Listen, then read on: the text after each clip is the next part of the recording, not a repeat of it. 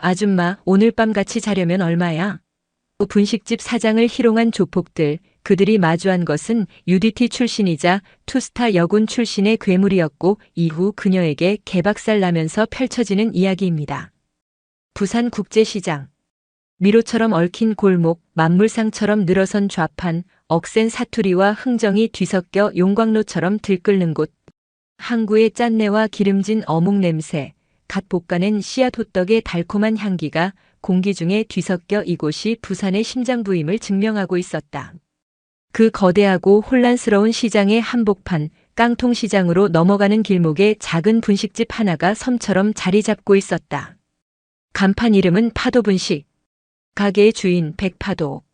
그녀는 40대 중반의 나이가 무색할 만큼 팽팽한 긴장감이 감도는 미인이었다. 화장기 없는 얼굴은 오히려 날렵한 콧날과 깊은 눈매를 더욱 돋보이게 했고 질끈 묶어 올린 머리카락 아래 드러난 목선은 단련된 군인처럼 곧았다. 그녀가 뜨거운 철판 위에서 떡볶이를 젓는 손길, 어묵꼬치를 꿰는 움직임은 파도처럼 부드러우면서도 강철처럼 절도 있었다. 모든 동작의 한치의 낭비도 망설임도 없었다. 이모, 떡볶이 1인분요. 맵싹하게 해주이소. 교복을 입은 학생들이 왁자지껄하게 주문했다. 파도는 말없이 고개를 끄덕이고는 능숙한 손놀림으로 새빨간 떡볶이를 접시에 담아냈다. 그녀의 표정은 언제나 무심한 듯 고요했지만 그 안에는 쉽게 다가서기 힘든 위험이 서려 있었다. 시장 사람들은 그녀를 조금 어려워하면서도 깊이 신뢰했다. 2년 전 호련히 나타나 폐업 직전의 가게를 인수하고는 묵묵히 시장의 일부가 된 여자. 말이 없고 웃음이 적었지만 누구보다 강하고 의리가 있었다. 건너편 건어물 가게 최 할매의 리어카가 언덕길에서 미끄러지자 산더미 같은 짐을 한 손으로 버텨 세운 일이며 취객이 어린애들에게 시비를 걸자 눈빛 하나만으로 그 거구의 남자를 얼어붙게 만든 일이며 그녀에 대한 일화는 시장의 전설처럼 떠돌았다. 하지만 누구도 그녀의 진짜 과거를 알지 못했다. 대한민국 해군 특수전전단 UDTSEAL. 지옥 같은 훈련을 수석으로 수료하고 남자 대원들도 혀를 내두르는 불멸의 파도라 불렸던 전설. 수많은 대테러 작전과 비밀 임무를 성공시키며 여군 최초로 투스타 해군 소장에 올라 특수전전단 단장의 자리에까지 올랐던 입지전적인 인물. 백파도 소장. 그녀는 모든 것을 버렸다. 차가운 바닷속에서의 숨막히는 침투, 화약과 피가 뒤섞인 선상 전투, 정치적인 알력 다툼에 휘말려 아끼던 부하를 잃어야 했던 배신감. 별 2개의 무게가 주는 지독한 고독. 그 모든 것을 군복과 함께 벗어던지고 가장 시끄럽고 인간적인 이곳으로 스스로를 밀어넣었다. 지옥의 파도를 넘나들던 그녀에게 시장의 소음은 차라리 자장가와 같았다. 어이, 거기 아줌마. 불쾌한 목소리가 가게의 활기찬 분위기를 갈랐다. 싸구려 양복에 어설픈 문신을 한 사내둘이 파도의 가게 앞에 섰다. 우리 행님이 이 구역 새로 맡으셨는데 인사가 없네. 장사 이따위로 할 기가? 파도는 그들을 본체만체하며 묵묵히 철판만 닦았다. 그녀의 무시에 사내의 얼굴이 불그락푸르락해졌다. 이 여편 내가 무시하나? 우리가 용뚜파다 용뚜파. 이 시장 상인들은 우리 행님한테 다달이 보호세 내는 거 몰라? 그때 건너편 최 할매가 생선 대가리를 칼로 내리치며 고함을 질렀다. 어디서 굴러먹던 개뼈다구 같은 놈들이 우리 파도한테 와서 지랄이고. 끄지라 이 문디 자식들아. 저 놓친 내가 주디를 함부로 놀리네. 확 대가리를 멸치 대가리처럼 만들어줄까? 험악한 분위기가 고조되었다. 주변 상인들은 불안한 눈빛을 보내면서도 누구 하나 선뜻 나서지 못했다. 부산 바닥의 신흥 조폭인 용뚜파는 그 잔인함으로 악명이 높았다. 파도는 마침내 닦던 행주를 내려놓았다. 그리고 조용히 하지만 얼음장처럼 차가운 목소리로 말했다. 꺼져. 3번 말 안 한다. 그녀의 목소리에는 사람을 얼어붙게 만드는 힘이 있었다. 건달들은 순간 주춤했지만 주변의 시선을 의식한 탓에 물러설 수 없었다. 하, 가시나 얼굴 반반하다고 봐주니까 기어오르네. 오늘 밤에 우리 사무실 가서 술이나 좀 따라봐라. 그럼 보호세는? 남자의 말이 채 끝나기도 전에 시장 입구 쪽에서 사람들이 양옆으로 갈라섰다. 날카로운 구둣발 소리와 함께 뱀처럼 음흉한 눈빛을 한 사내가 패거리들을 이끌고 걸어왔다. 30대 후반의 다부진 체격, 잘 다려 입은 양복 위로도 야수 같은 기운이 뿜어져 나왔다. 부산 일대를 빠르게 장악하고 있는 용두파의 두목, 마강일이었다. 그는 파도를 위아래로 훑어보더니 기분 나쁜 미소를 입에 걸었다. 오호, 국제시장에 이런 인물이 있는 줄은 몰랐네. 네가 그 유명한 파도분식 사장인가? 파도는 대답 대신 그를 응시했다. 그녀의 눈은 깊고 고요한 심해와 같았다. 그 어떤 감정도 읽을 수 없었지만 그 깊이를 가늠할 수 없어 상대를 압도했다. 마강일은 그녀의 당당함이 마음에 들지 않는다는 듯 한 걸음 다가섰다. 그의 시선이 가게 한편에서 이 모든 것을 불안하게 지켜보던 최 할매에게 향했다. 할망구, 지난달에 밀린 돈은 준비됐나? 나 마강일은 기다려주는 성미가 아니다. 최 할매는 침을 꿀꺽 삼키며 대답했다. 조금만 더 시간을 주면 안 되겠나? 요즘 영장사가 안 돼서. 마강일의 얼굴에서 미소가 싹 가셨다. 그는 옆에 있던 부하에게 턱짓했다. 부하는 기다렸다는 듯이 최 할매가 애지중지하며 말리던 건어물 좌판을 발로 걷어차 버렸다. 수십만 원어치의 황태와 오징어포가 흙바닥 위로 어지럽게 쏟아졌다. 아이고, 내 새끼들. 최 할매가 비명을 지르며 쏟아진 건어물을 주워 담으려 했다. 이 천하의 죽일 놈들아. 이게 어떤 건데? 시끄럽다 노친네야. 부하가 할매의 어깨를 강하게 밀쳤다. 연약한 노인의 몸은 맥없이 뒤로 낮아빠졌다. 머리가 시멘트 바닥에 부딪히며 쿵 하는 둔탁한 소리가 났다. 순간 시장의 모든 소음이 멎었다. 흙바닥에 쓰러져 신음하는 최 할매의 모습. 그녀의 평생이 담긴 건어물을 발로 짓밟는 건달들의 웃음소리. 그리고 그 모든 것을 지배자처럼 내려다보는 마강일의 잔인한 얼굴. 그 모든 것이 백파도의 동공에 슬로우 모션처럼 박혔다. 그녀 안에 잠들어 있던, 아니, 그녀 스스로가 깊은 바닷속에 수장시켰던 무언가가 깨어나는 소리가 들렸다. 그것은 분노가 아니었다. 동정도 아니었다. 그것은 조건 반사적인 적개심이었다. 아군을 위협하는 적을 식별했을 때 뇌의 모든 회로가 오직 섬멸이라는 단 하나의 목표에 집중되는 특수전대원의 본능. 백파도는 천천히 앞치마를 풀었다. 그 움직임은 마치 전투 전 탄창을 결합하는 의식처럼 신중하고 엄숙했다. 마강일은 그 변화를 눈치채지 못했다. 그는 파도를 향해 다가오며 음탕하게 말했다. 저 노친네처럼 되고 싶지 않으면 오늘 밤 내 방으로 오는 게 좋을 거다. 내가 아주 예뻐해 줄 테니. 그의 더러운 손이 파도의 턱을 어루만지려던 바로 그 순간. 파도의 손이 번개처럼 튀어올라 그의 손가락 2개를 잡아챘다. 그리고 그대로 뒤로 꺾어버렸다. 뚜둑. 뼈 부러지는 소리는 생각보다 크지 않았다. 하지만 그 고통은 상상을 초월했다. 크악. 마강일의 입에서 짐승 같은 비명이 터져나왔다. 그의 오만하던 얼굴이 순식간에 고통과 경악으로 뒤틀렸다. 백파도가 고개를 들었다. 그녀의 고요하던 눈동자는 이제 모든 것을 집어삼킬 거대한 해일처럼 무섭게 일렁이고 있었다. 그녀의 입에서 지옥의 밑바닥에서나 들을 법한 차갑고 무자비한 목소리가 흘러나왔다. 내 시장에서 내 식구들한테 손 떼는 거 아니다. 그리고 내 놈들은 오늘 여기서 전부 뒤졌다. 국제시장의 평범했던 오후는 그렇게 끝났다. 불멸의 파도가 다시 포효하기 시작했다.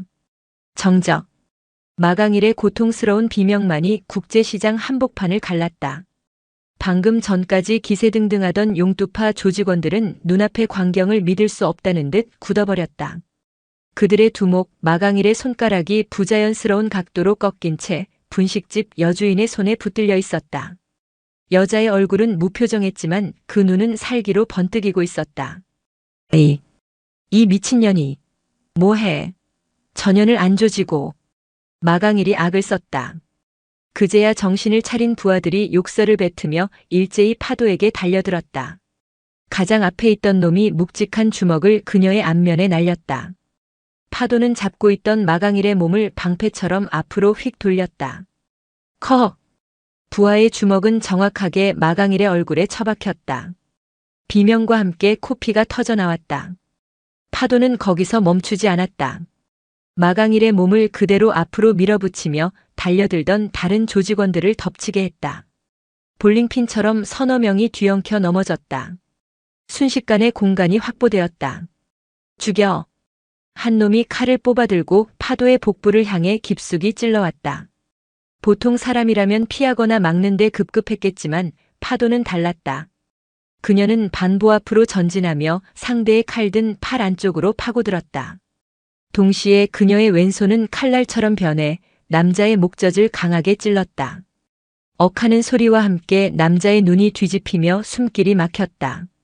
파도는 그의 손에서 칼을 빼앗아 들고는 그대로 팔꿈치로 관자놀이를 가격해 의식을 끊어버렸다. 모든 것이 찰나에 일어났다. 그녀의 움직임은 UDT의 특수 근접 전투술, MUSAT 그 자체였다. 불필요한 동작은 철저히 배제하고 오직 적의 전투력을 가장 빠르고 확실하게 무력화시키는 데에만 집중된 살아있는 살상 기술. 이게 무슨? 조직원들은 공포에 질리기 시작했다. 저것은 싸움이 아니었다. 사냥이었다. 그리고 자신들은 사냥감이었다. 하지만 파도는 그들에게 공포를 음미할 시간조차 주지 않았다. 그녀는 방금 빼앗은 칼을 거꾸로 쥔 채 적진의 한복판으로 뛰어들었다. 그녀의 몸은 마치 소용돌이의 핵과도 같았다. 주변의 모든 것을 부수고 집어삼키는 파괴의 중심이었다. 쇠 파이프가 그녀의 머리를 향해 날아왔다. 그녀는 고개를 살짝 숙여 피하는 동시에 앞으로 달려가던 가속도를 이용해 몸을 날렸다. 그녀의 무릎이 파이프를 휘두른 남자의 턱을 정확하게 걷어찼다. 공중에서 이뤄진 공격은 상상을 초월하는 파괴력을 실었고 남자는 턱뼈가 으스러지는 소리와 함께 뒤로 날아가 다른 조직원들을 덮쳤다. 파도는 착지하자마자 몸을 낮추고 뒤에서 덮치던 다른 놈의 다리를 칼등으로 강하게 후려쳤다. 비명과 함께 남자가 주저앉자 그의 어깨를 밟고 다시 뛰어올라 가장 멀리서 상황을 지켜보던 놈의 목을 다리로 휘감아 그대로 바닥에 내리꽂았다. 그녀의 싸움은 입체적이었다. 땅과 벽, 심지어 적의 몸까지 디딤돌로 삼아 종횡무진 움직였다. 그녀에게 지형과 숫자는 아무런 의미가 없었다. 오히려 이용할 수 있는 도구일 뿐이었다. 흩어져. 둘러싸고 조져. 누군가 외쳤지만 그것은 최악의 수였다. 그들이 흩어지는 순간 파도의 사냥은 더욱 쉬워졌다. 그녀는 분식집 조리대를 방패 삼아 잠시 몸을 숨겼다. 그리고 팔팔 끓고 있던 어묵 국물을 국자로 퍼서 조심스럽게 다가오던 놈들의 얼굴에 그대로 뿌려버렸다. 끄악! 살이 익는 끔찍한 비명소리가 시장에 울려 퍼졌다. 공포는 전염병처럼 번져나갔다. 몇몇 조직원은 전의를 상실하고 도망치려 했다. 도망가는 새끼는 내 손에 뒤진다. 손가락이 부러진 채 이 모든 것을 지켜보던 마강일이 악을 썼다. 하지만 그의 위협도 파도의 압도적인 무력 앞에서는 공허한 메아리일 뿐이었다. 파도는 조리대에 꽂혀있던 쇠꽃이 여러 개를 집어들었다. 그리고 도망치려던 놈들의 허벅지와 어깨를 향해 정확하게 던졌다. 투척 무술까지 단련한 그녀에게 10m 이내의 거리는 표적지나 다름없었다.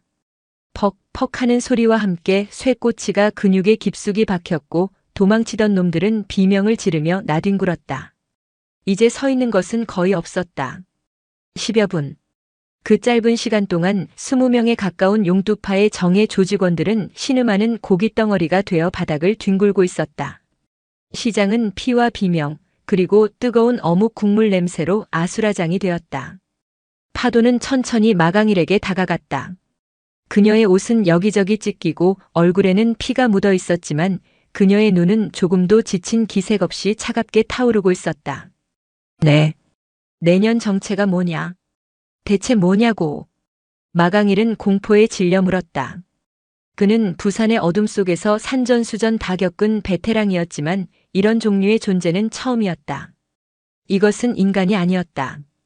잘 훈련된 한 마리의 병기였다. 파도는 그의 멱살을 잡아 거칠게 끌어올렸다. 거구의 남자가 그녀의 손에 종이장처럼 들려 올라왔다. 똑똑히 들어 벌레 새끼야. 파도의 목소리는 증오나 분노가 아니었다. 감정이 완전히 배제된 사실을 고지하는 듯한 서늘한 목소리였다. 첫째, 이 시장은 이제부터 내 구역이다. 여기서 장사하는 모든 분들이 내 식구다. 둘째, 오늘 내 놈들이 쏟은 건어물값, 부서진 가게 기물값, 그리고 최 할머니 병원비까지 내일 해가 중천에 뜨기 전까지 전부 계산해서 가져와. 10원짜리 하나라도 부족하면 내 놈 손가락은 남아나지 않을 거다. 그리고 마지막 셋째. 파도는 마강일의 귓가에 오직 그만이 들을 수 있는 목소리로 속삭였다. 다시는 내 눈에 띄지 마라. 다음에 또 내 식구들한테 손가락 하나라도 까딱하면 그땐 내 놈 심장을 뽑아서 저 바다에 던져버릴 거니까. 그녀는 마강이를 그대로 바닥에 내동댕이 쳤다. 그는 완전히 무너져 내렸다. 육체적인 고통보다 더한 존재 자체가 부정당하는 듯한 공포와 굴욕감에 몸을 떨었다. 파도는 쓰러진 조직원들을 한번 훑어보고는 피 묻은 손으로 최 할매에게 다가가 조심스럽게 부축했다. 할머니 괜찮으세요? 병원부터 가시죠. 그녀의 목소리는 언제 그랬냐는 듯 다시 평소의 무심하고 차분한 톤으로 돌아와 있었다. 시장의 모든 상인들은 숨을 죽인 채 이 비현실적인 광경을 지켜보고 있었다. 공포와 경악 그리고 곧이어 터져나온 엄청난 희열과 환호성. 그들은 자신들의 이웃이 자신들을 지키기 위해 기꺼이 괴물이 되었음을 목격했다. 부산국제시장의 전설이 바뀌는 순간이었다. 하지만 백파도는 알고 있었다. 이것은 결코 끝이 아니라는 것을. 용의 머리를 건드린 이상 이제 용의 심장을 꿰뚫어야만 이 싸움이 끝난다는 것을. 그녀의 진짜 전쟁은 이제 막 시작된 참이었다. 싸움이 끝난 국제시장은 폭풍이 휩쓸고 간 듯한 모습이었다. 하지만 그 폐허 위에는 기묘한 활기가 감돌았다. 상인들은 두려움에 떠는 대신 너 나 할 것 없이 빗자루와 양동이를 들고 나와 파도의 가게 주변을 청소하기 시작했다. 누군가는 쓰러진 용두파 조직원들을 향해 욕설을 퍼부으며 발길질을 했고 또 다른 누군가는 다친 곳은 없냐며 파도의 안위를 살폈다. 그들은 거대한 해일에 모든 것을 잃은 것이 아니라 오히려 묵은 찌꺼기들을 전부 씻어낸 듯한 후련함을 느끼고 있었다. 파도씨, 괜찮나? 다친 데는? 아이고 우리 사장님, 속이 다 시원하네. 저 개자식들 저렇게 처맞는 걸 다 보네. 최 할매는 구급차에 실려가면서도 파도의 손을 꼭 잡고 놓지 않았다. 다행히 머리에 입은 상처는 심하지 않았다. 하지만 그녀는 파도가 다친 것을 더 걱정했다. 내 걱정은 말고 네 몸부터 챙기라. 이 무식한 가시나야. 곧이어 요란한 사이렌 소리와 함께 경찰이 도착했다. 현장을 본 경찰들은 입을 다물지 못했다. 수십 명의 조폭들이 피투성이가 되어 쓰러져 있고 그 중심에 한 여자가 멀쩡히 서 있는 광경은 그들의 경찰 인생에서 처음 보는 것이었다. 이게 다 무슨 일입니까? 누가 이렇게 만든 겁니까? 젊은 경찰이 당황하며 물었다. 모든 상인들의 시선이 파도에게 쏠렸다. 하지만 이번에는 누구도 그녀를 감싸거나 대신 변명하려 하지 않았다. 오히려 그들의 눈빛은 우리 영웅이 저 쓰레기들을 청소했다. 뭐가 문제냐라고 말하는 듯 당당했다. 파도는 직접 앞으로 나섰다. 그녀는 조금의 거짓도 과장도 없이 담담하게 말했다. 저들이 먼저 상인들을 위협하고 폭행했습니다. 저는 제 가게와 이웃을 지키기 위해 방어했을 뿐입니다. 방어요? 혼자서 이 수십 명을 상대로요? 이게 정당방위로 보입니까? 경찰의 목소리는 의심으로 가득했다. 그 순간 시장 상인 번영 회장이 앞으로 나섰다. 그는 평소 용두파의 등살에 아무 말도 못하던 소심한 사람이었다. 하지만 오늘 파도의 모습에 그는 잠자고 있던 용기를 되찾았다. 순경 양반 똑똑히 들으시오. 저 용두파 놈들이 지난 몇 달간 우리 상인들을 어떻게 괴롭혔는지. 아주 돈 뺏고 행패 부리고 신고하면 죽여버린다고 협박하고 우리가 오늘 다 같이 들고 일어난 거요. 파도 사장이 혼자 싸운 게 아니라 우리 국제시장 상인 전체가 저 깡패들과 싸운 거라고. 내가 증인이요. 여기 있는 우리 모두가 증인이오. 그의 외침에 수백 명의 상인들이 약속이나 한 듯 일제히 함성을 질렀다. 맞소. 우리가 싸웠소. 정당방위다. 저 깡패들부터 잡아가라. 그것은 거대한 저항의 목소리였다. 법과 공권력도 지켜주지 못했던 자신들의 삶의 터전을 스스로의 힘으로 지켜낸 사람들의 외침이었다. 경찰들은 그 엄청난 기세에 눌려 더 이상 아무 말도 하지 못했다. 결국 이 사건은 조직폭력배의 상인 집단 폭행에 대한 상인들의 정당방위로 잠정적으로 기록되었다. 마강일과 용두파 조직원들은 피해자에서 순식간에 피의자로 전락하여 구급차와 경찰차에 나뉘어 실려갔다. 그들이 사라진 시장에는 축제와 같은 분위기가 감돌았다. 상인들은 파도를 영웅처럼 대했다.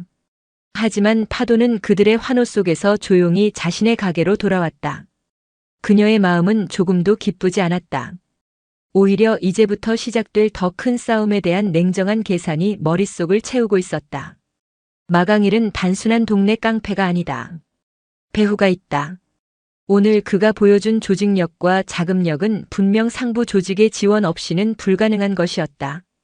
그리고 그들은 결코 이대로 물러나지 않을 것이다. 더 교활하고 더 잔인한 방식으로 보복해올 것이 분명했다. 그날 밤 파도는 가게 문을 일찍 닫았다. 하지만 그녀는 잠들지 않았다.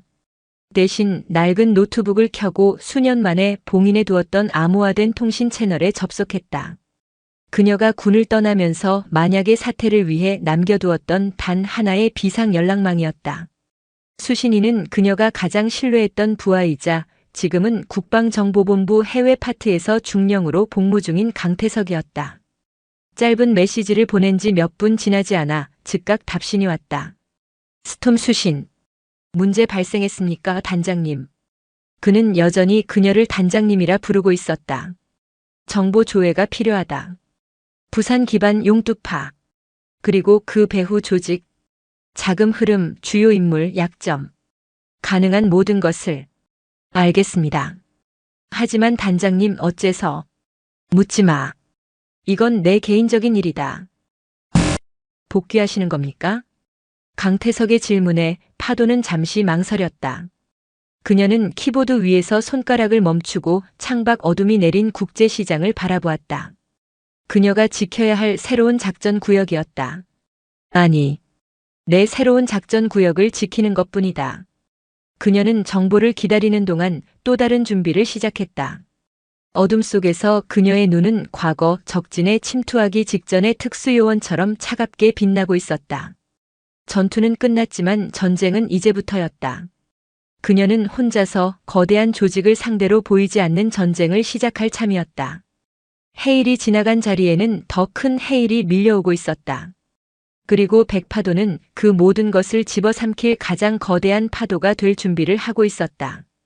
국제시장의 소란이 가라앉고 며칠이 흘렀다. 백파도는 이전과 똑같은 일상을 반복했다.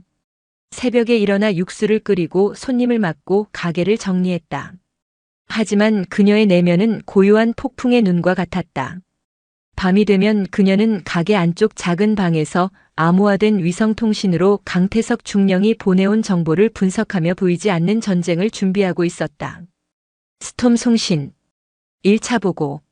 목표 용두파 단순 조폭 아님. 전국구 범죄조직 흑룡회의 부산 지부. 자금 규모 조직력 상상 초월. 마강일은 중간 보스급.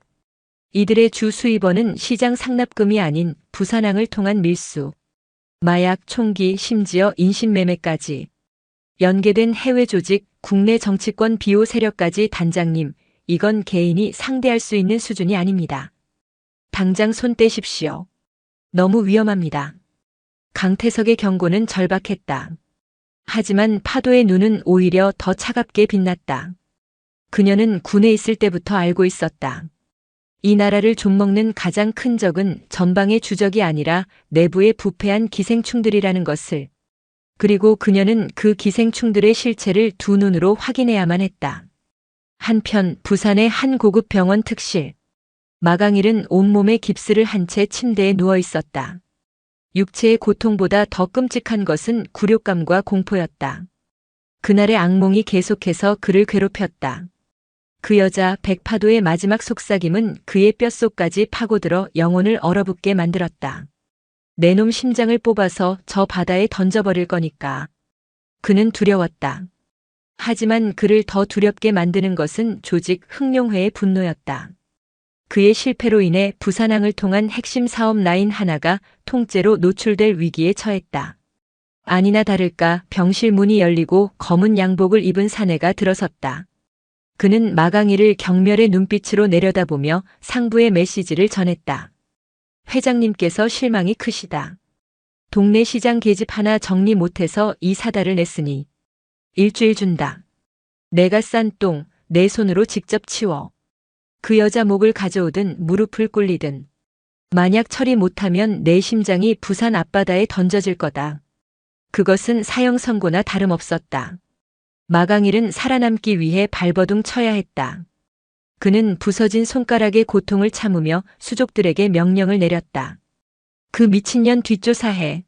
이름, 나이, 가족, 과거 먼지 한 톨까지 싹 다 털어. 저녀는 보통 내기가 아니야. 약점을 찾아내야 해. 무슨 수를 써서라도. 그날 밤 파도는 전투 준비를 마쳤다. 그녀는 작업복으로 갈아입고 얼굴을 가리는 검은 모자를 깊게 눌렀었다. 그녀의 허리춤에는 군용 와이어 커터와 소형 망원경, 그리고 비상용 비금속 나이프가 숨겨져 있었다. 목표는 강태석이 보내온 정보에 명시된 용두파의 위장 소굴, 부산항 제8부두 근처에 위치한 대성수산이었다. 겉으로는 평범한 수산물 유통회사였지만 그곳이 바로 흑룡회의 모든 검은 돈과 밀수품이 거쳐가는 심장부였다. 항구의 밤은 낮보다 더 시끄러웠다. 거대한 컨테이너를 옮기는 크레인 소리, 화물선의 둔중한 백고동 소리, 노동자들의 고함 소리가 뒤섞여 완벽한 소음의 장막을 만들어주었다. 파도는 그림자처럼 움직였다. UDT 시절 야간 해상 침투 훈련으로 단련된 그녀의 은신술은 도시의 어둠 속에서도 완벽하게 위력을 발휘했다. 그녀는 대성수산 건너편 버려진 창고 옥상에 몸을 숨겼다. 그리고 망원경으로 그들의 움직임을 하나하나 관찰하기 시작했다. 새벽 시간이 되자 일반 직원들이 모두 퇴근한 회사 안으로 검은 양복을 입은 남자들이 드나들기 시작했다.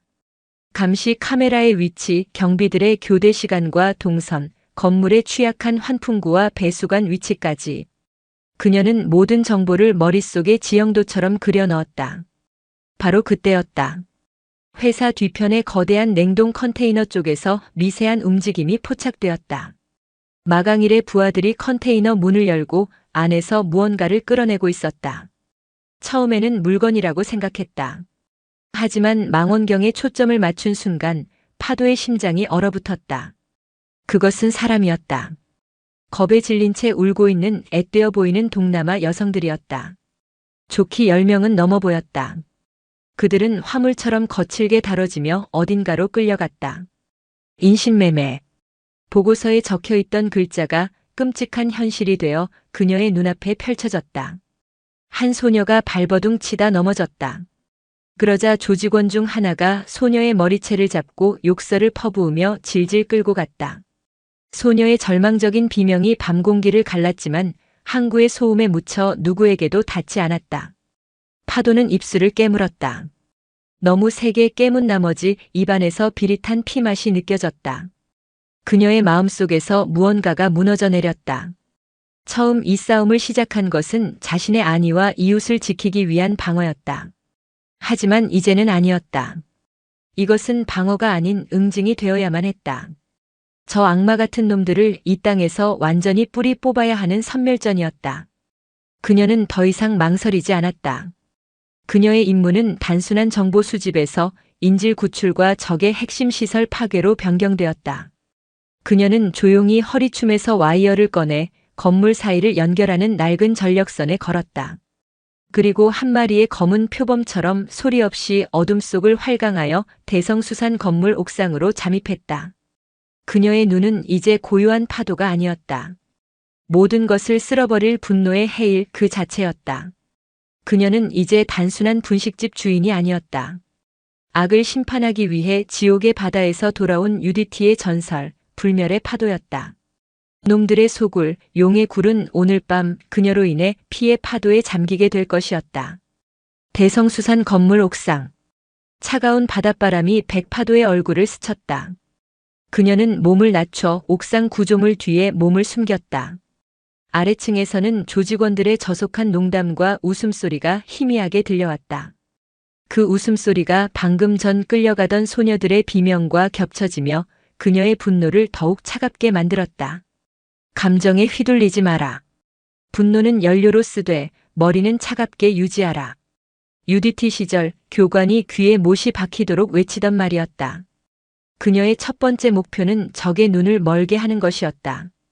옥상과 건물 외벽 곳곳에 설치된 감시 카메라. 그녀는 가방에서 직접 개조한 소형 EMP 발생기를 꺼냈다. 공식 군용품이 아닌 전자상가에서 구한 부품들로 조립한 조악한 물건이었지만 한 건물의 보안 시스템을 일시적으로 마비시키기에는 충분했다. 그녀는 건물의 메인 전력선이 들어오는 지점을 정확히 찾아내 EMP 발생기를 부착하고 타이머를 맞췄다. 10분 후. 다음은 침투로 확보다. 그녀는 옥상 환풍구로 접근했다. 굳게 닫힌 철제 덮개는 특수 제작된 소형 절단기로 소리 없이 잘라냈다.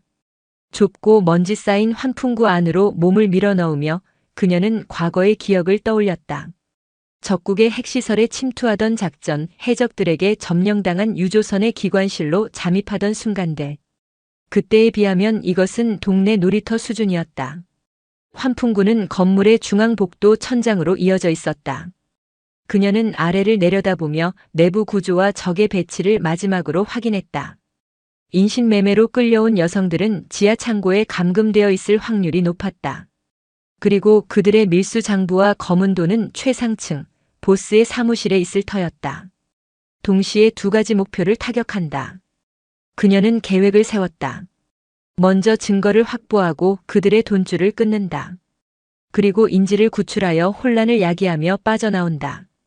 정확히 10분 후 틱하는 작은 소리와 함께 EMP가 터졌다.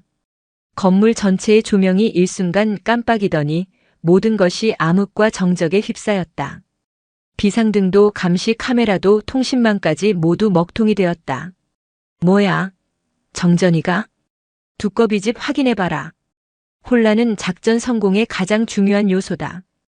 파도는 그 짧은 혼란의 순간을 놓치지 않고 환풍구 덮개를 열고 4m 아래 복도로 소리 없이 뛰어내렸다. 고양이 같은 착지. 어둠 속에서 그녀의 눈은 적외선 감지기처럼 빛났다. 그녀는 계단을 타고 최상층 마강일의 형이자 이 사업의 실질적인 책임자인 마강철의 사무실로 향했다.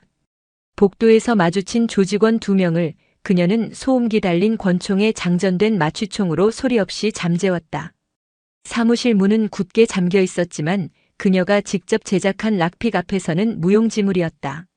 몇 번의 손놀림 끝에 문이 열리고 그녀는 사무실 안으로 유령처럼 스며들었다. 거대하고 화려한 사무실, 그 한쪽 벽면을 채운 대형 금고가 눈에 들어왔다. 파도는 금고로 다가가지 않았다. 대신 마강철의 책상 위에 놓인 액자에 손을 뻗었다. 그녀의 정보원은 마강철이 극심한 나르시시스트이며 자신의 생일을 금고 비밀번호로 사용한다고 알려주었다. 액자 속 사진 뒤에 적힌 날짜. 파도는 그 숫자를 조합해 금고 다이얼을 돌렸다.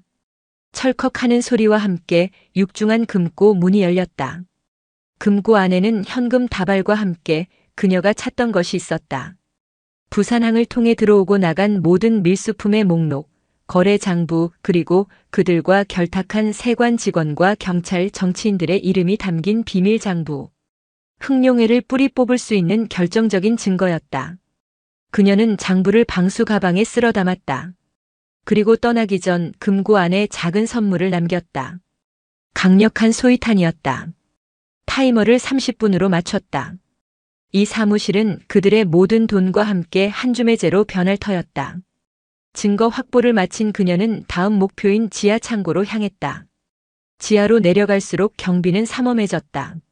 하지만 어둠과 혼란 속에서 그들은 파도의 상대가 되지 못했다. 그녀는 어둠 속에서 나타나 적의 목을 조르고 관절을 꺾어 무력화시켰다. 비명조차 지르지 못한 채 10여 명의 조직원들이 복도 곳곳에 쓰러져 나갔다. 마침내 지하 창고의 육중한 철문 앞에 섰다. 문은 안에서 잠겨 있었다. 그녀는 망설이지 않고 문 옆의 벽에 소형 플라스틱 폭탄을 부착했다. UDT가 선박의 격벽을 뚫을 때 사용하는 파괴력은 강하지만 소음은 적은 특수 폭탄이었다. 쿵 하는 둔탁한 파열음과 함께 철문이 종이장처럼 찌그러지며 안으로 날아갔다. 창고 안 좁은 공간에 갇혀있던 여성들이 겁에 질려 비명을 질렀다. 그들 앞을 지키고 있던 마지막 조직원들이 경악하며 돌아보는 순간 파도가 섬광탄을 던져 넣었다. 눈과 귀가 마비된 그들을 처리하는 데는 10초도 걸리지 않았다. 파도는 겁에 질려 떨고 있는 여성들에게 다가갔다. 그녀는 모자를 벗어 자신의 얼굴을 보여주었다. 같은 여자 하지만 강인하고 믿음직한 눈빛을 가진 그녀의 모습에 여성들은 조금씩 안정을 되찾았다. 파도는 유창한 영어와 몇 개의 동남아시아 언어를 섞어 짧고 간결하게 말했다. 나는 당신들을 구하러 왔습니다. 지금부터 내 지시에 따라 움직이세요. 그러면 살 수 있습니다. 그녀는 여성들을 이끌고 미리 파악해둔 비상 탈출구로 향했다. 바로 그때 건물 전체를 뒤흔드는 거대한 폭발음이 위층에서부터 들려왔다. 마강철의 사무실에 설치해둔 소위탄이 터진 것이다. 화재 경보가 미친 듯이 울리고 스프링클러가 터져 물이 쏟아져 내렸다. 건물은 순식간에 아수라장이 되었다. 지금이다. 뛰어. 파도는 여성들을 보호하며 혼란을 틈타 건물 밖으로 빠져나왔다. 항구는 이미 출동한 소방차와 경찰차의 사이렌 소리로 아수라장이 되어 있었다. 파도는 여성들을 안전한 곳에 숨긴 후 익명의 전화로 경찰에 대성수산 지하 창고에 인신매매 피해자들이 갇혀 있다고 신고했다. 그녀는 모든 증거가 담긴 가방을 맨 채 연기와 물보라 속으로 유유히 사라졌다. 그녀의 첫 번째 반격은 완벽하게 성공했다. 흥룡회의 부산 지부는 돈줄과 증거를 모두 잃고 심장부에 치명적인 상처를 입었다. 하지만 파도는 알고 있었다. 이것은 끝이 아니라 진짜 전쟁의 시작을 알리는 신호탄이라는 것을. 잠자는 용의 코털을 건드린 것이 아니라 심장을 향해 비수를 꽂은 것이다. 이제 흥룡회는 조직의 모든 것을 걸고 그녀를 제거하려 할 것이다. 부산의 밤은 이제부터 더욱 깊고 어두운 피의 장막에 휩싸일 터였다. 대성수산의 폭발과 화재, 그리고 그곳에서 발견된 인신매매 피해자들. 사건은 부산 지역 사회를 발칵 뒤집어 놓았다. 언론은 연일 대서특필했고 여론은 들끓었다. 경찰은 마지못해 대대적인 수사에 착수했지만 이미 핵심 증거는 한 줌의 재로 변해버린 뒤였다. 흥룡회는 꼬리 자르기에 나섰다. 모든 죄를 마강일과 마강철 형제에게 뒤집어 씌우고 조직의 상층부는 유유히 법망을 빠져나가려 했다. 하지만 그들 내부에서 일어나는 파문은 상상을 초월했다. 하룻밤 사이에 부산 지부의 막대한 현금과 조직의 명운이 걸린 비밀 장부가 통째로 사라져버렸다. 이것은 단순한 금전적 손실이 아니었다. 조직의 심장부를 누군가 마음대로 유린하고 들어왔다는 굴욕적인 사실이었다. 서울 한남동 철저히 베일에 쌓인 흥룡회의 본부. 조직의 회장 양인태는 보고를 받으며 말없이 찻잔을 내려놓았다. 그는 겉보기에는 인자한 노신사 같았지만 그 눈빛은 1000개의 칼날을 숨기고 있는 듯 서늘했다. 계집 하나가 우리 흥룡회 부산 지부를 통째로 들어 엎었단 말인가. 그의 목소리는 나지막했지만 방 안의 공기는 얼어붙는 듯 했다. 부하들은 감히 고개도 들지 못했다. 마강일, 마강철 그 쓸모없는 형제놈들은 처리해라. 그리고 그 여자를 찾아. 평범한 여자가 아니야. 군 출신이거나 그에 준하는 훈련을 받은 전문가다. 이번엔 실수가 없어야 한다. 양 회장은 자신의 옆에 그림자처럼 서 있던 한 남자에게 시선을 돌렸다. 윤 실장, 내가 직접 내려가라. 그림자라 불리는 남자 윤기훈 실장. 그는 흥룡회의 행동대장이자 가장 잔혹하고 유능한 해결사였다. 군 정보사 HID 출신으로 온갖 더러운 공작과 암살을 도맡아 처리해온 인간 병기였다. 그는 말없이 고개를 숙였다. 그의 움직임에는 감정이란 것이 존재하지 않았다. 오직 명령과 복종만 있을 뿐이었다. 한편 국제시장. 파도는 아무 일도 없었다는 듯 분식집을 운영하고 있었다. 하지만 시장의 분위기는 미묘하게 변해 있었다. 대성수산 사건 이후 용두파의 잔당들은 자취를 감췄다. 상인들은 해방감에 기뻐하면서도 한편으로는 더 큰 보복이 닥쳐올지 모른다는 불안감에 떨고 있었다.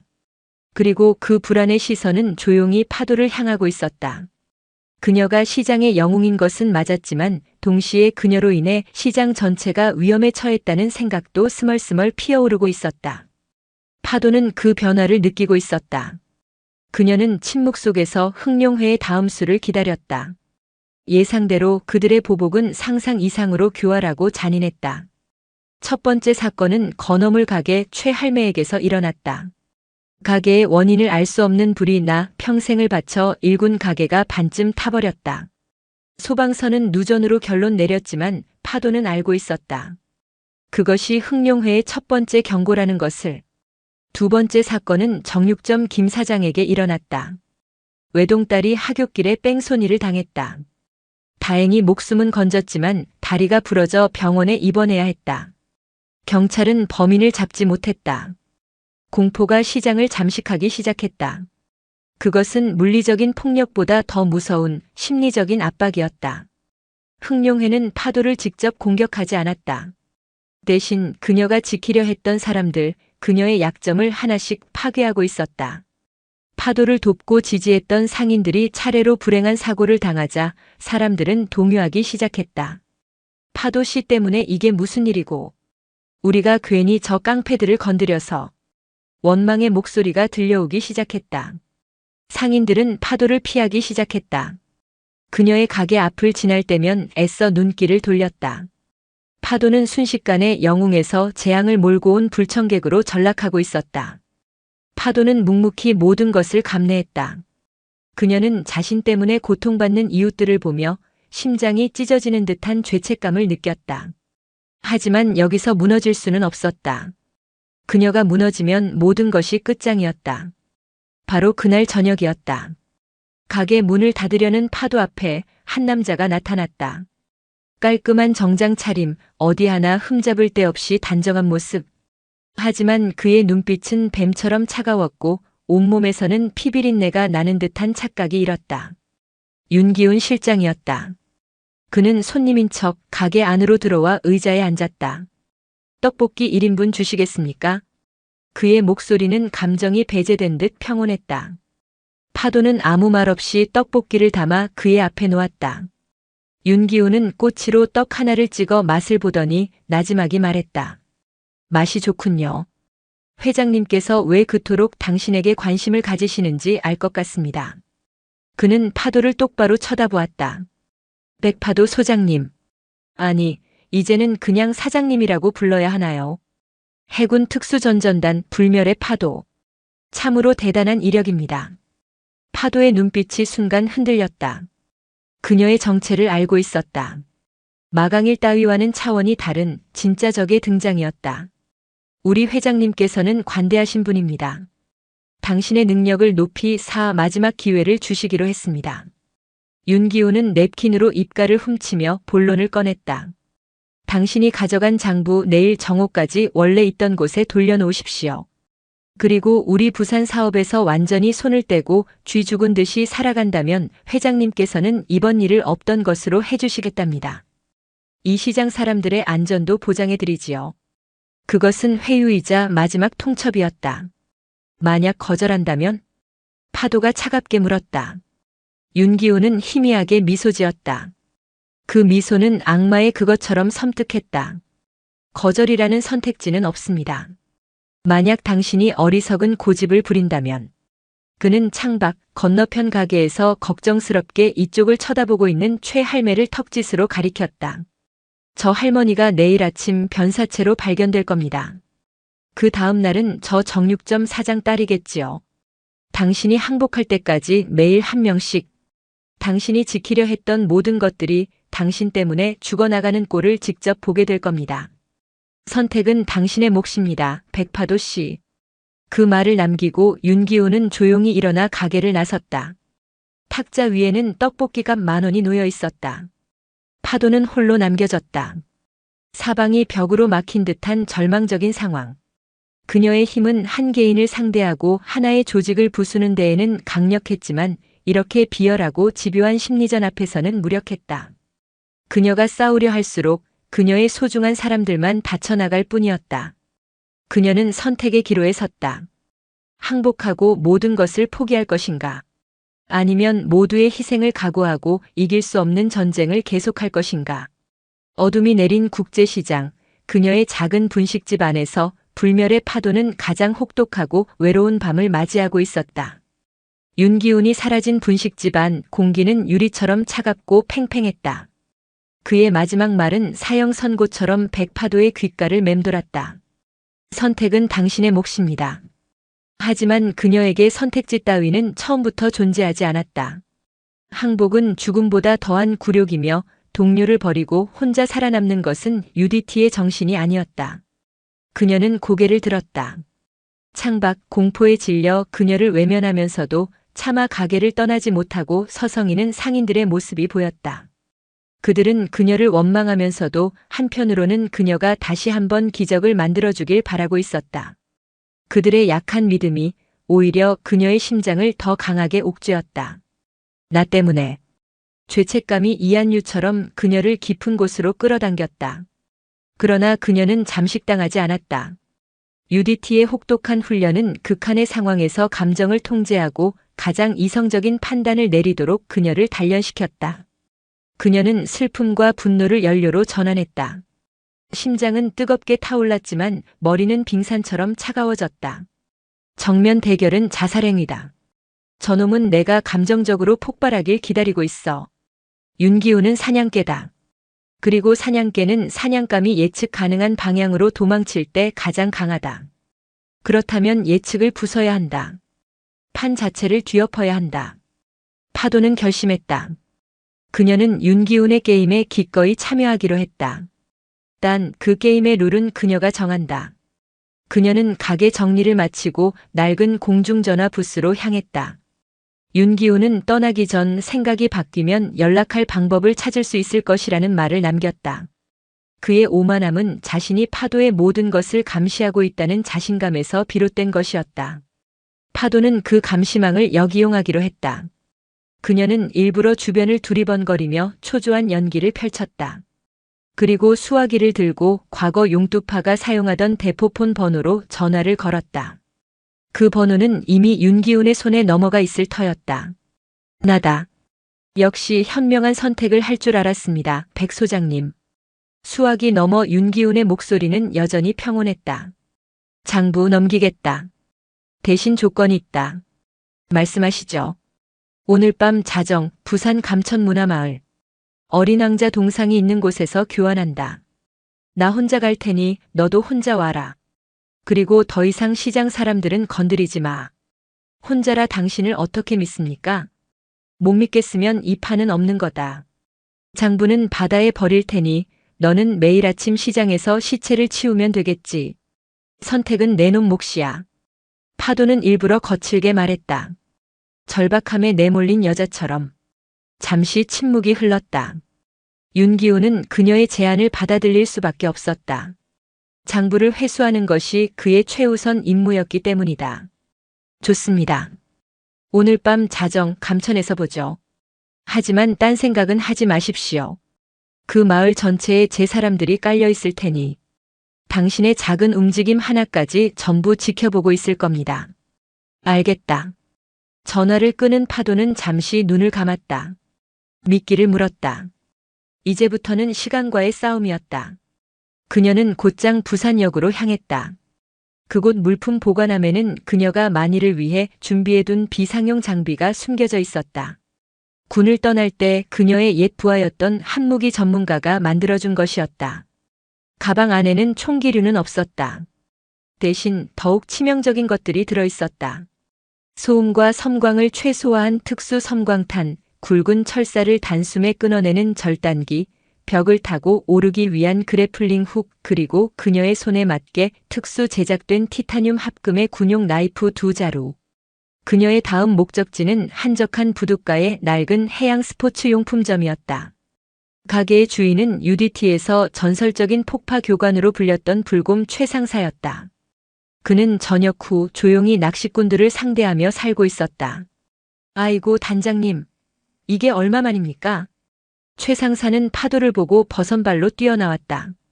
시간이 없습니다, 상사님. 부탁 하나만 들어주십시오.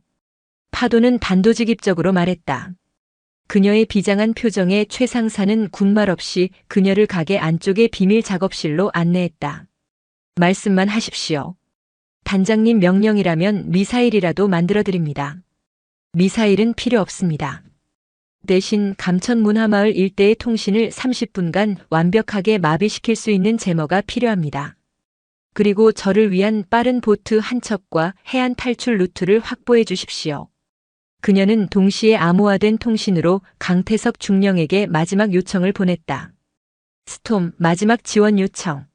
오늘 밤 자정부터 30분간 목표 지점 감천문화마을. 열감지 위성 영상 실시간 전송. 이후 모든 지원 끊는다. 이것은 명령 불복종이다. 모든 책임은 내가 진다. 그녀는 국가 조직인 국방정보본부를 개인적인 복수에 끌어들이는 것을 최소화하려 했다. 하지만 적의 규모와 능력을 고려했을 때 전장의 눈이 되어줄 위성 영상은 필수적이었다. 모든 준비는 끝났다.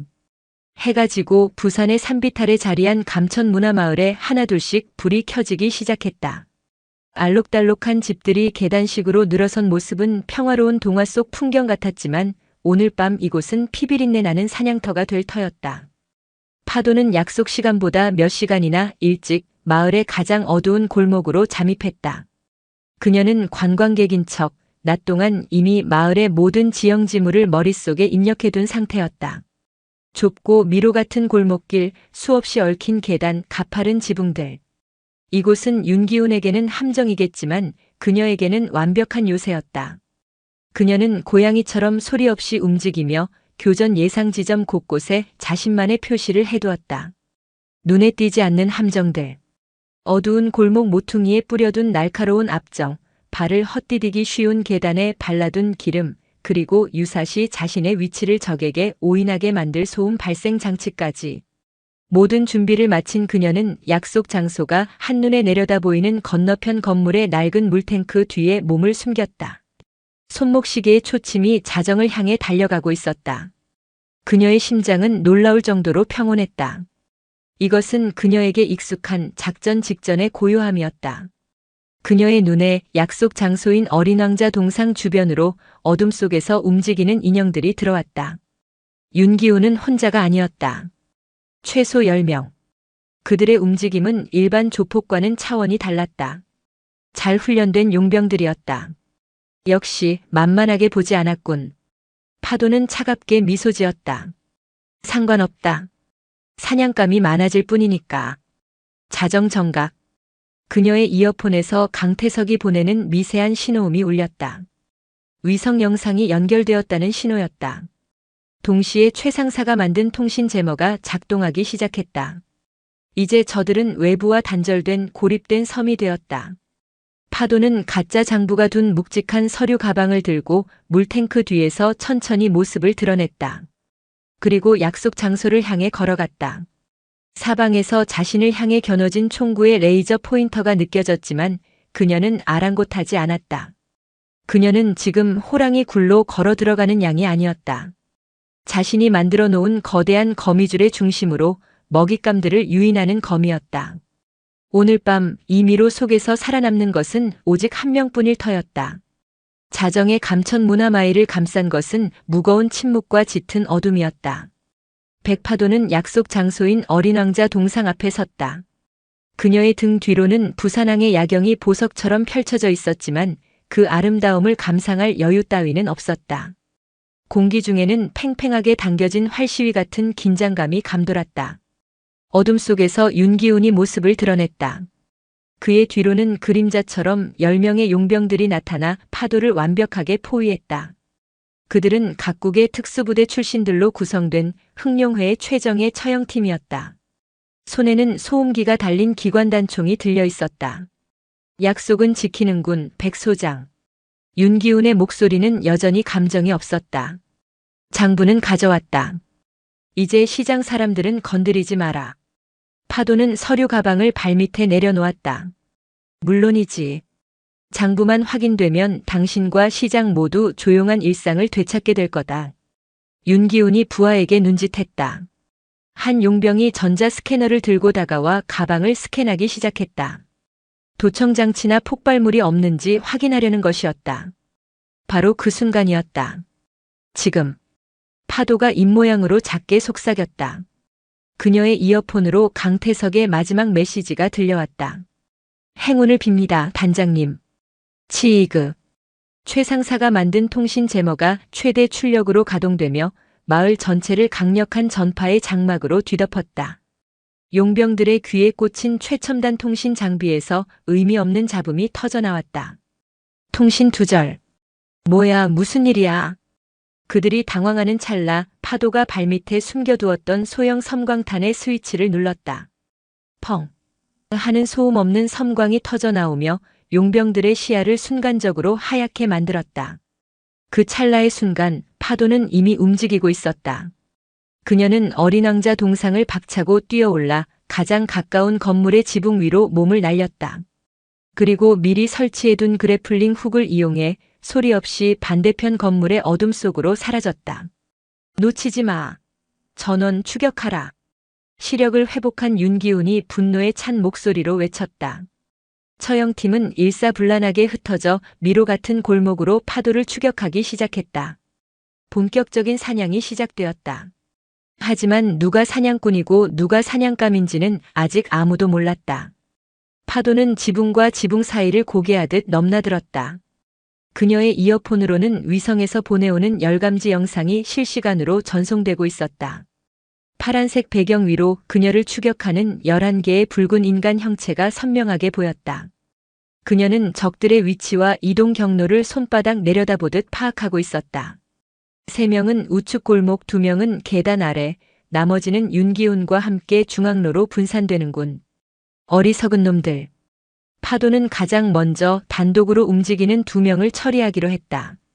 그녀는 좁은 골목이 내려다 보이는 처마 및 어둠 속에 몸을 숨겼다. 숨소리마저 죽였다. 잠시 후 용병 2명이 경계를 늦추지 않으며 골목 안으로 들어섰다. 그들이 파도가 숨어있는 처마 밑을 지나는 순간 파도는 소리 없이 뛰어내렸다. 한 손으로는 앞서가던 놈의 입을 막고 다른 손에 든 군용 나이프로 목의 경동맥을 정확하게 그었다. 컥 하는 소리도 내지 못하고 남자가 쓰러졌다. 뒤따라오던 놈이 놀라 총을 돌리기도 전에 파도는 쓰러진 남자의 몸을 방패 삼아 돌진하며 그의 총구를 위로 쳐냈다. 그리고 남은 나이프를 그의 심장에 깊숙이 박아 넣었다.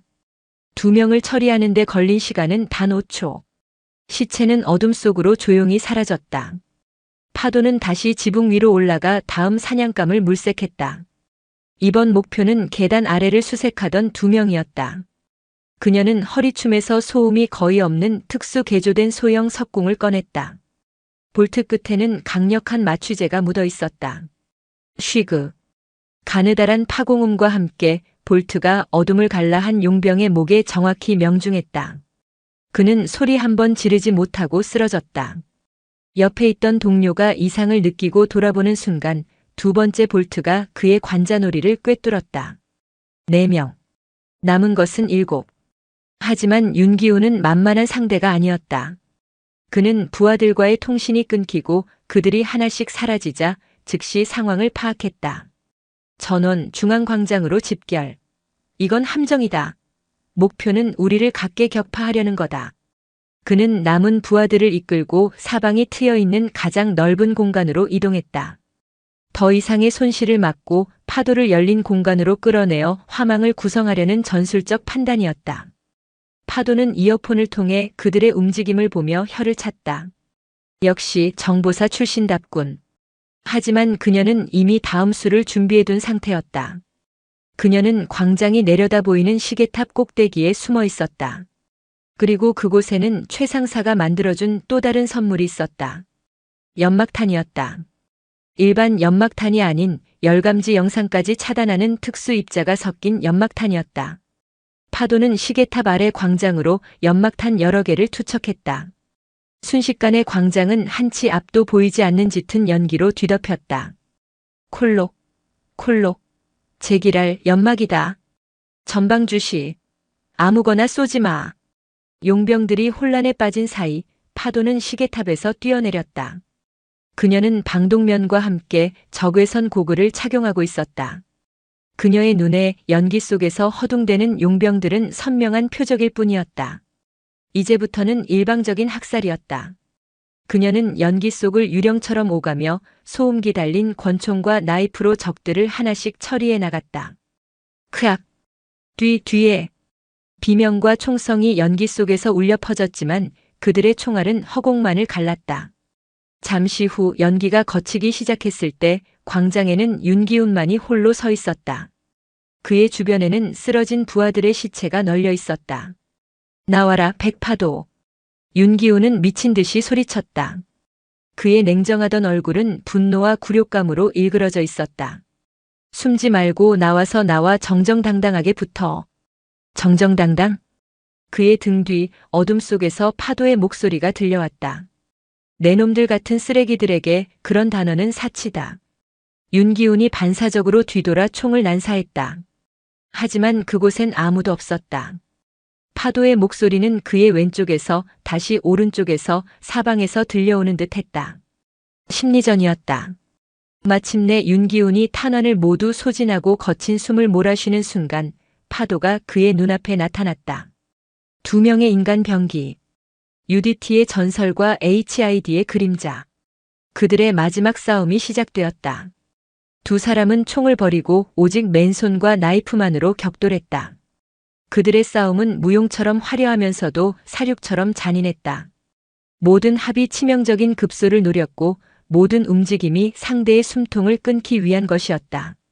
수십 합이 오고 간 끝에 파도의 나이프가 윤기훈의 어깨를 스치고 윤기훈의 주먹이 파도의 복부를 강타했다. 둘 다 적지 않은 상처를 입었다. 하지만 승패를 가른 것은 기술이 아닌 의지였다.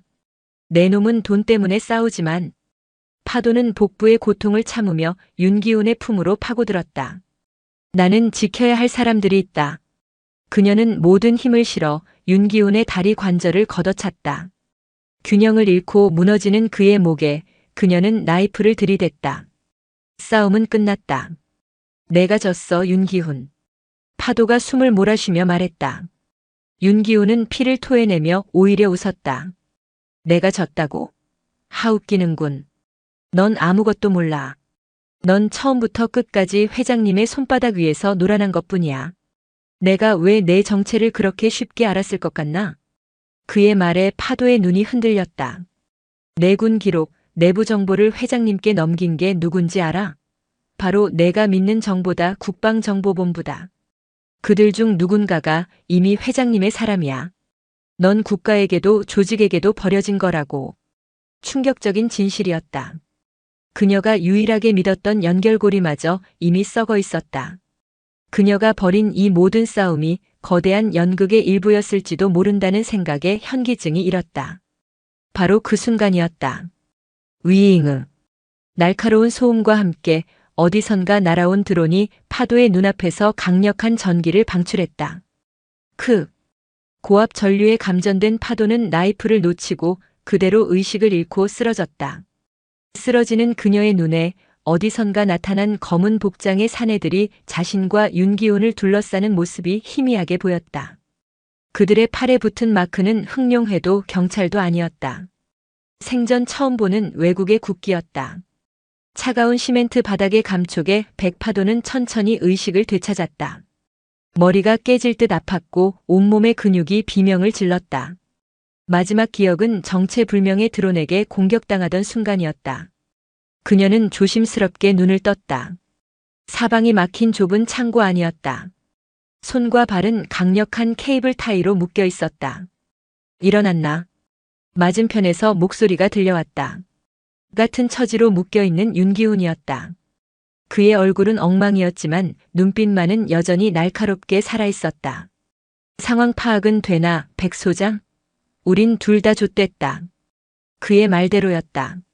잠시 후 창고의 철문이 열리고 검은 전술복 차림의 남자들이 들어왔다. 그들의 언어는 영어가 아니었다. 러시아어나 동유럽 쪽 언어 같았다. 그들 중 리더로 보이는 남자가 유창한 한국말로 말했다. 반갑군, 불멸의 파도. 그리고 그림자. 당신들 덕분에 일이 아주 수월해졌어. 내 놈들 정체가 뭐냐?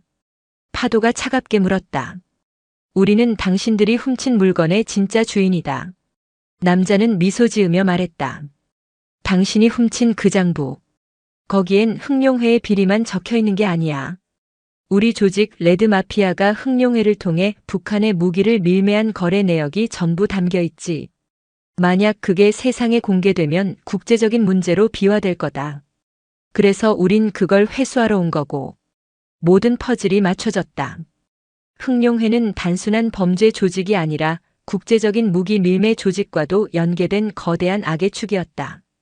그리고 윤기훈의 말대로 국방정보본부 내부에 그들과 내통하는 첩자가 있었던 것이다. 그 첩자가 흑룡회와 레드마피아 양쪽의 파도의 정보를 흘렸고 두 조직이 서로 싸워 공멸하기를 기다렸다가 마지막에 장부를 가로채려 한 것이다. 양인태 회장은 어디 있나? 윤기훈이 물었다. 그 늙은 여우? 이미 우리와 얘기가 끝났지. 우리가 장부를 회수해주는 대가로 부산 사업의 이권 절반을 넘기기로. 그는 당신들 둘을 제물로 바치고 자신의 제국을 지켜낸 거야. 결국 그들은 모두 거대한 판 위에서 움직이는 장기말에 불과했다. 이제 어쩔 텐가? 우릴 죽이고 장부를 차지할 셈인가? 파도의 질문에 남자는 고개를 저었다. 죽이기엔 당신들의 능력이 너무 아까워. 특히 당신 백파도. 우리 조직에 합류해라. UDT의 전설이 우리와 함께한다면 우린 아시아 전체를 손에 넣을 수 있어. 꿈 깨는 소리 하지 마라, 쓰레기 새끼. 파도의 대답에 남자의 얼굴이 굳어졌다. 좋다. 그럼 플랜 B로 가지. 그는 부하들에게 손짓했다.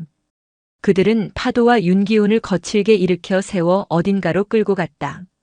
그들이 도착한 곳은 부산항의 한 부두였다. 그곳에는 거대한 컨테이너선 한 척이 출항을 준비하고 있었다. 저 배는 블라디보스토크로 간다. 당신들은 저 배의 컨테이너 안에서 조용히 사라지게 될 거야. 장부는 우리가 잘 쓰도록 하지. 모든 희망이 사라진 듯 했다. 그때 윤기훈이 파도의 귓가에 거의 들리지 않을 만큼 작은 목소리로 속삭였다. 5초 후에 왼쪽으로 굴러. 파도는 의아했지만 그의 눈빛에서 무언가를 읽었다. 그녀는 말없이 고개를 끄덕였다. 남자가 그들을 컨테이너에 밀어 넣으려는 순간 윤기훈이 갑자기 발작을 일으키듯 몸을 떨기 시작했다. 크어. 그는 입에 거품을 물고 쓰러졌다. 레드 마피아 조직원들이 당황해서 그에게 다가가는 순간 쓰러졌던 윤기훈의 눈이 번쩍 뜨였다. 그는 품 안에 숨겨두었던 작은 칼날 조각 아마도 이빨 사이에 숨겨두었던으로 자신의 결박을 끊고 가장 가까이 있던 놈의 목을 그어버렸다. 지금. 그의 외침과 함께 파도는 왼쪽으로 몸을 굴렀다. 동시에 윤기훈이 쓰러진 조직원의 총을 빼앗아 반대편을 향해 난사하기 시작했다. 순식간에 부두는 총격전의 현장으로 변했다. 파도는 구르는 동시에 자신의 결박을 풀고 근처에 있던 쇠 파이프를 집어들었다. 그녀는 총을 든 적들을 상대하는 대신 컨테이너를 조작하는 크레인으로 달려갔다. 전연을 막아. 리더가 소리쳤지만 이미 늦었다. 파도는 크레인 조종석의 유리를 깨고 들어가 거대한 컨테이너를 공중으로 들어 올렸다. 그리고 그것을 레드 마피아 조직원들이 모여있는 곳으로 그대로 떨어뜨려 버렸다. 쾅! 엄청난 굉음과 함께 컨테이너가 폭탄처럼 터지며 주변의 모든 것을 휩쓸어 버렸다. 혼란을 틈타 파도와 윤기훈은 부두의 어둠 속으로 몸을 숨겼다. 적이었던 두 사람이 이제는 살아남기 위해 등을 맞대고 싸우는 기묘한 동료가 된 것이다. 장부는 어디 있나? 파도가 숨을 몰아쉬며 물었다. 아까 그놈들 차 트렁크. 내가 봤어. 두 사람은 서로 눈빛을 교환했다. 그들의 목표는 하나였다. 장부를 되찾고 이 지옥 같은 항구에서 탈출하는 것. 그들은 다시 한번 총탄이 빗발치는 부두를 향해 달려나갔다. 파도는 앞에서 적의 시선을 끌고 윤기훈은 뒤에서 저격하며 엄호했다. 수년간 서로 다른 곳에서 조국을 위해 싸웠던 두 사람의 호흡은 놀라울 정도로 완벽하게 맞아떨어졌다. 마침내 그들은 장부가 실린 차에 도달했다. 하지만 그들 앞에는 살아남은 레드 마피아의 리더와 최정예 요원들이 마지막 방어선을 구축하고 있었다. 여기까지다 쥐새끼들. 리더가 총을 겨누며 말했다. 더 이상 피할 곳도 숨을 곳도 없었다. 그때 항구 전체를 뒤흔드는 굉음과 함께 바다 쪽에서 무언가가 빠른 속도로 접근해 왔다. 그것은 대한민국 해군의 고속 침투정 RIB였다. 그리고 그 위에는 완전 무장한 UDT 대원들이 탑승해 있었다. 저건 파도의 눈이 커졌다. 고속정의 선두에는 강태석 중령이 서 있었다. 그는 확성기를 통해 외쳤다.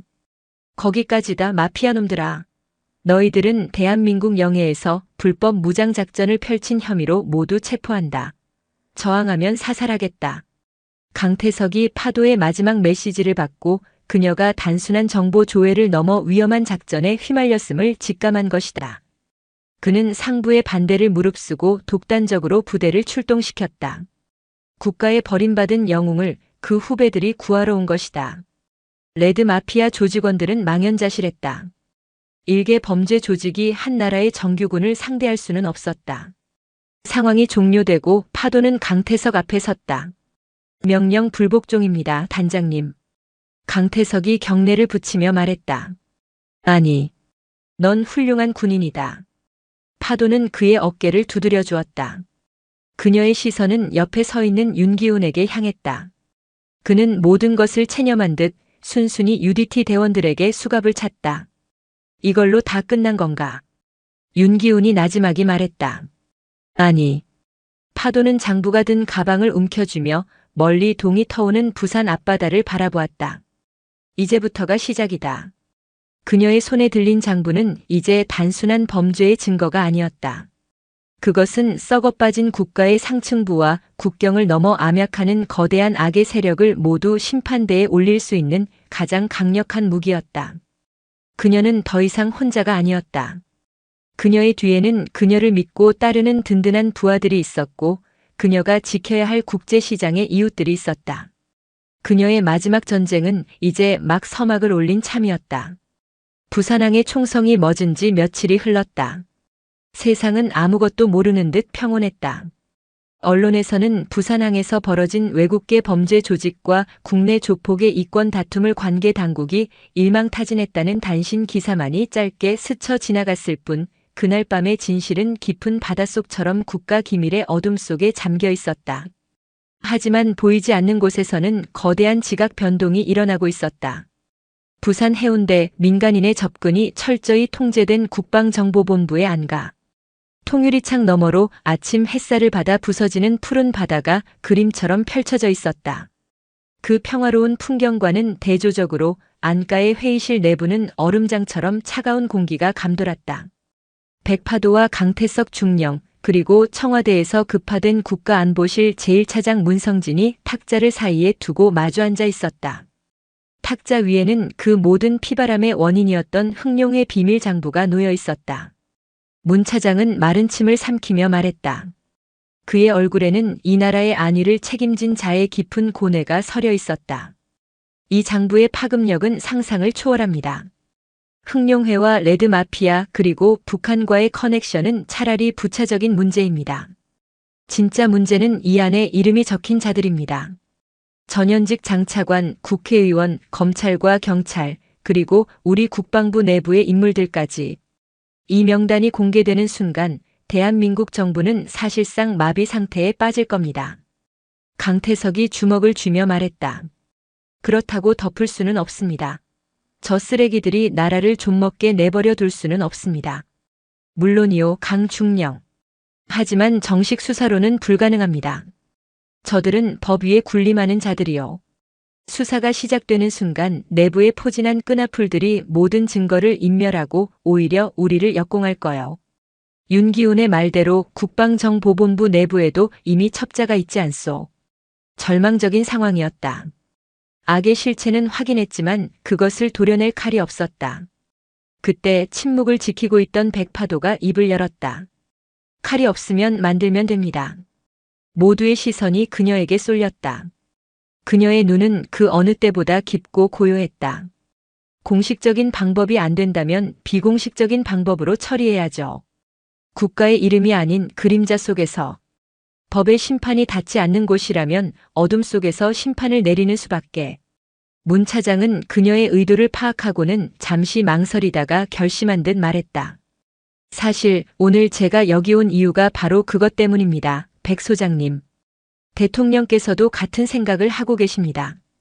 공식적인 사법 체계가 아닌 대통령 직속의 비공식 특수 임무부대, 국가의 기록에 남지 않는 유령 부대, 그 부대의 지휘를 백 소장님께서 맡아주셨으면 합니다. 그것은 파격적인 제안이었다. 국가가 한 개인에게 법을 넘어선 심판의 권한을 위임하겠다는 의미였다. 부대의 이름은 파도 WAVE입니다. 백 소장님의 존재 자체가 이 임무의 상징이니까요. 강태석 중령이 정보본부 내에서 소장님의 눈과 귀가 되어 모든 정보를 지원할 겁니다. 당신의 공식적인 신분은 계속해서 국제시장의 분식집 주인입니다. 하지만 어둠 속에서는 이 나라의 암세포를 도려내는 가장 날카로운 메스가 되어주셔야 합니다. 파도는 대답 없이 창밖의 바다를 바라보았다. 그녀는 피비린내 나는 세계로 다시 돌아오고 싶지 않았다. 하지만 그녀의 뇌리에는 최 할매의 주름진 미소, 정육점 김 사장의 호탕한 웃음, 그리고 자신을 믿고 따라주었던 시장 사람들의 얼굴이 스쳐 지나갔다. 그들의 평범하고 소중한 일상을 지키기 위해서라면 하겠습니다. 그녀의 짧은 대답에 방 안의 모든 긴장이 녹아내리는 듯 했다. 단 조건이 있습니다. 부대원의 선발과 작전 방식에 대한 모든 권한은 저에게 주십시오. 그 누구의 간섭도 받지 않겠습니다. 물론입니다. 전적으로 믿고 맡기겠습니다. 그렇다면 첫 번째 부대원이 필요하겠군요. 파도는 강태석을 보며 말했다. 윤기훈을 만나게 해주게. 강태석은 경악했다. 단장님, 그자는 적입니다. 우리를 죽이려 했던 놈입니다. 알고 있다. 하지만 지금 우리에게 필요한 건 악의 심장을 꿰뚫어 볼 수 있는 악마의 눈이다. 그놈은 흑룡회의 모든 것을 알고 있어. 그리고 국가와 조직 모두에게 버림받았지. 복수심에 불타는 사냥개만큼 유용한 도구는 없는 법이야. 그녀의 판단은 냉철하고 확고했다. 며칠 후 파도는 군사 기밀시설 깊숙한 곳에 위치한 독방에서 윤기훈과 마주했다. 그는 모든 것을 잃은 자의 공허한 눈으로 그녀를 바라보았다. 죽이러 왔나? 아니, 기회를 주러 왔다. 파도는 철창을 사이에 두고 그에게 말했다. 내가 충성을 바쳤던 조직은 널 버렸고 내가 몸담았던 국가는 널 외면했다. 넌 이제 이름 없는 쓰레기처럼 여기서 썩어가거나 아니면. 파도는 그의 눈을 똑바로 보며 말했다. 나와 함께 사냥을 시작하는 거다. 내 놈을 개처럼 부리다 버린 그 주인들을 내 손으로 직접 물어뜯을 기회를 주지. 넌 한 번은 국가를 위한 칼이었다, 윤기훈. 비록 그 칼이 녹슬고 더러워졌지만 마지막으로 한 번은 제대로 휘둘러 볼 생각 없나? 윤기훈의 눈동자가 세차게 흔들렸다. 증오, 복수심, 그리고 아주 희미하게 남아있던 군인으로서의 마지막 자존심. 그 모든 것이 뒤섞여 폭풍처럼 휘몰아쳤다. 잠시 후 그는 피식 웃으며 고개를 끄덕였다. 좋다. 하지만 명예나 조국 따위 때문이 아니야. 오직 내 복수를 위해서다. 그걸로 충분해. 그렇게 백파도의 첫 번째 부대원이 된 남자는 아이러니하게도 그녀의 가장 강력한 적이었다. 모든 준비가 시작되고 파도는 잠시 국제시장으로 돌아왔다. 시장은 언제 그랬냐는 듯 활기를 되찾아 있었다. 그녀가 가게 문을 열자 기다렸다는 듯 상인들이 몰려와 그녀를 가족처럼 맞았다. 아이고 파도씨, 며칠 안 보여서 걱정했네. 우리 파도 사장님 얼굴 보니 살 것 같네. 최 할매의 건어물 가게는 상인들이 십시일반 돈을 모아 새로 단장해 주었고 정육점 김 사장의 딸은 건강하게 퇴원하여 다시 시장을 뛰어다녔다. 그들은 파도에게 아무것도 묻지 않았다. 그저 그녀가 끓여주는 따뜻한 어묵 국물을 나눠 먹으며 소소한 일상을 이야기할 뿐이었다. 파도는 붉은 앞치마를 두르고 떡볶이를 만들었다. 이것이 그녀의 현실이었다. 그리고 그녀가 목숨을 걸고 지켜야 할 모든 것이었다. 이 평화로운 일상이 그녀가 앞으로 걸어가야 할 어둡고 험난한 길의 유일한 등불이 되어줄 터였다. 그날 밤, 다시 안가로 돌아온 파도. 그녀의 앞에는 강태석과 말끔한 모습으로 바뀌었지만 여전히 살벌한 기운을 풍기는 윤기훈이 서 있었다. 회의실의 대형 스크린에는 한 남자의 사진이 떠 있었다. 국방정보본부의 핵심 요직에 앉아 군의 기밀을 흑룡회와 레드마피아에 팔아넘긴 내부의 적. 백파도는 더 이상 분식집 주인의 모습이 아니었다. 그녀는 검은 전투복 차림으로 지휘관의 위엄을 온몸으로 뿜어내고 있었다. 그녀는 스크린 속의 목표물을 응시하며 나지막이 하지만 강철 같은 목소리로 말했다. 태스크포스 파도. 지금부터 첫 번째 작전을 개시한다. 그녀의 눈빛은 고요했지만 그 안에는 대한민국 전체를 뒤흔들 거대한 해일이 일렁이고 있었다. 국제시장의 작은 분식집에서 시작된 한 여인의 싸움은 이제 국가의 명운을 건 보이지 않는 전쟁으로 번져나가고 있었다. 불멸의 파도는 이제 가장 깊고 어두운 바다를 향해 기꺼이 몸을 던질 준비를 마쳤다.